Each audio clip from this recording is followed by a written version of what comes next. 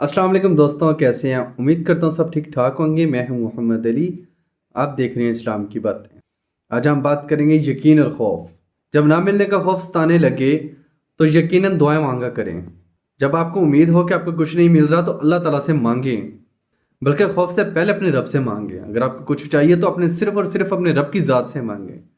हदीस मुबारका में है कि नबी करीम सल्लल्लाहु अलैहि वसल्लम ने फरमाया है कि आपको जूती का तस्मा भी चाहिए तो सिर्फ और सिर्फ अपने रब की ज़ात से मांगें।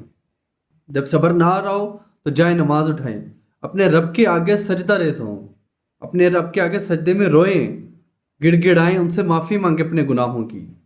जब हिम्मत हार मानने लगे तो सजदे में जाके अपने रब से बातें करें, ढेर सारी बातें करें।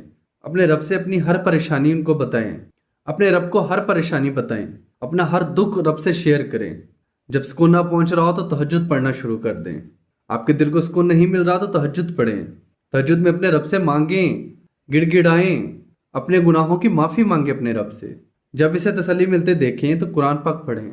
जब इंतज़ार नहीं कर पा रहे तो बस उसके कुन होने का इंतज़ार करें। अल्लाह ताला ज़रूर कुन फरमाएंगे। सिर्फ़ और सिर्फ अपने रब की ज़ात पर तवक्कुल रखें, इंशाअल्लाह सारे मामला ठीक हो जाएंगे, सारी परेशानियां दूर हो जाएंगी। सिर्फ़ और सिर्फ उस रब की ज़ात पर यकीन होना चाहिए और दिल में अल्लाह ताला का खौफ होना चाहिए। अल्लाह ताला हमें अमल करने की तौफीक अता फरमाए।